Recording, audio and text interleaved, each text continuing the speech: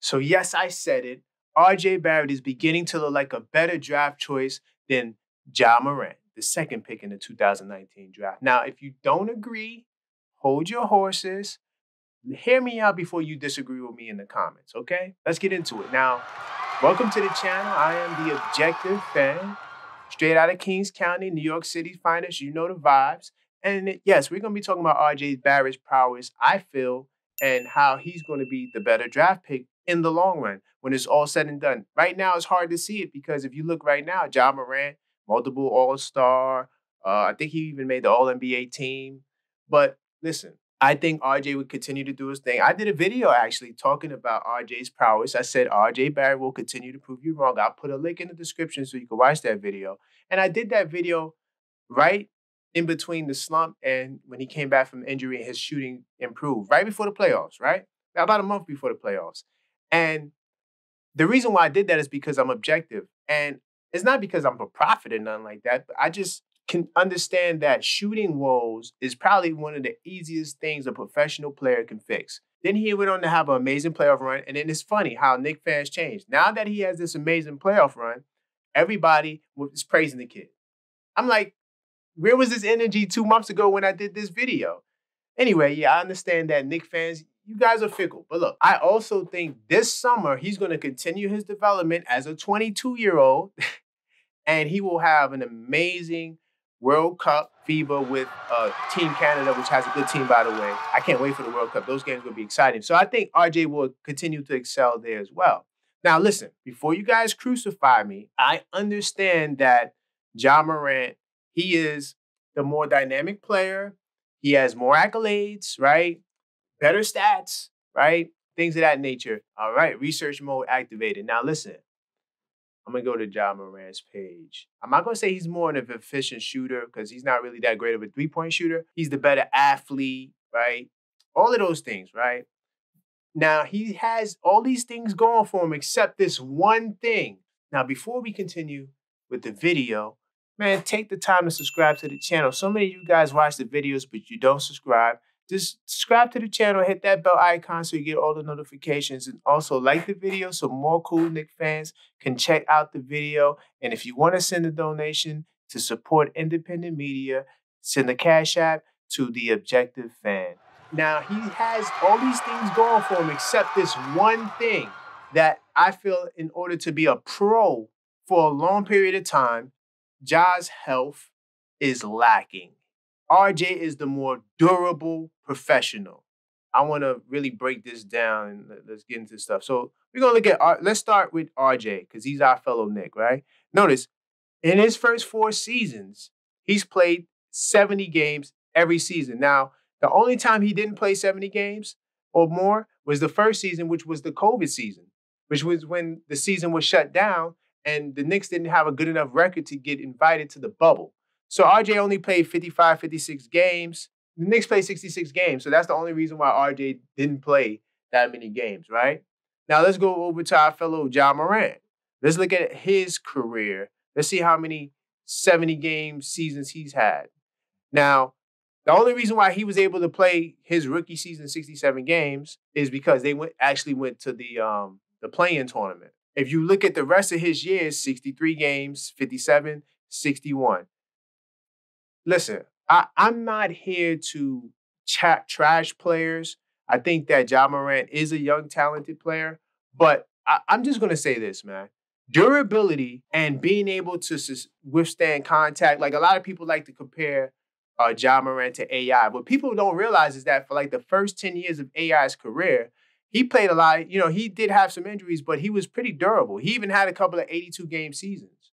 So Ja Morant is showing that he is not as durable as he should. He honestly, instead of Iverson, I look at him more like a Derrick Rose, someone who had explosive athlete, can jump, super fast. I don't think he was as strong as Rose was. Rose was a more strong guy at 6'3", 200 pounds, around that. But that is the better example for Ja at his trajectory. When you got guys jumping out the gym, flying around, that's a lot of wear and tear on your legs. You don't see too many guys lasting 10 plus years flying and jumping around. Those guys are the anomalies, right? I don't know if he has 6 more seasons in him. Maybe he does. Maybe he gives you 6 more seasons, but once he gets to that 10th year, I feel like his production is going to drop dramatically based off of the durability, right? And I think RJ, the way his body's built coming into the league, 200 pounds, 6'6", he has a more pro-like body. And I think RJ can go 15 years. I think RJ can have a 15-year career based off of his body and those things. So, question of the day. Do you believe I'm tripping? Is RJ Barrett beginning to look like the better draft pick? Or am I just short-sighted and Ja Morant, he's going to knock all these off the court shenanigans and he's going to improve? Let me know now in the comments box below. My second reason is off the court. Now, I'm not going to get into the details because I'm not for, kicking a man while he's down. But I can talk about how the off the court affects on the court. During the offseason, RJ Barrett said something that I felt was so mature and profound. He said that when the offseason comes, I disappear. You won't hear from me. And he's working on his game. He's taking the time. He'll do FIBA and the Olympics and all those off-season activities. I think he might have missed 1 year of like international basketball. You don't really see him posting on social media like that. It shows a level of focus on the craft. And I think that's something that Ja needs to really hone in on. And because of this off the court shenanigans, he's getting ready to serve a lengthy suspension. You don't get that with RJ. So when we're talking about the better draft pick, value for the pick in the long run. Like I said, I already told you, Ja Morant is the more dynamic player. He has the stats, he has the accolades. But going forward, longevity, I feel like you get that with RJ. And another reason why is because of his off the court prowess. Ja Morant needs to really tighten his, he has to really remove a lot of those distractions out of his life so he can become more focused. Now, the last reason I want to touch on, right, with this whole RJ Barrett, Ja Morant scenario, as in terms of him being the better draft pick, Ja possibly, and this is no hate, this is just pure objectivity, he might be at his peak. And when I say peak, meaning that his career is going to plateau at this rate. Because he's already at a high level, right?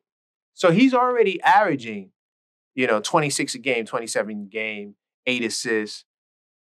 Do I see him increasing these numbers? I don't know. But I feel like the level he's at, there's not much more room to grow. I mean, he could turn into a 30-point scorer, but even if he becomes a 30-point scorer, the level in growth, I feel like is not as far as, because he's already at a great level. He's a great player, in my opinion.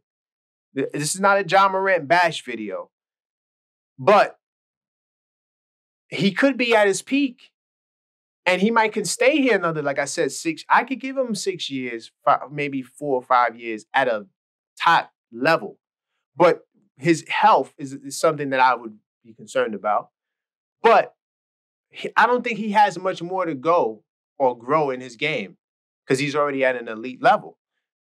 When I compare him to our fellow beloved Nick, RJ Barrett, if you're a Nick fan watching the videos. So this is a Nick fan channel for all the Nick fans, by the way. So hold on. So let's go to RJ Barrett's career and let's look at his seasons, right? So look at RJ. RJ had 120 point per game season, even though if you round up, he had 2, 17, 14. He wasn't as much of a good defender as he was in previous years. This year, if you look at advanced defensive, I'm not even going into the advanced. I don't really like advanced stats because I feel like too much stats, then you can manipulate them to show what you want to show and confirm a certain biases. But I think RJ has the potential to be a better two-way player. I think he has the ability to defend way more than Ja Morant does.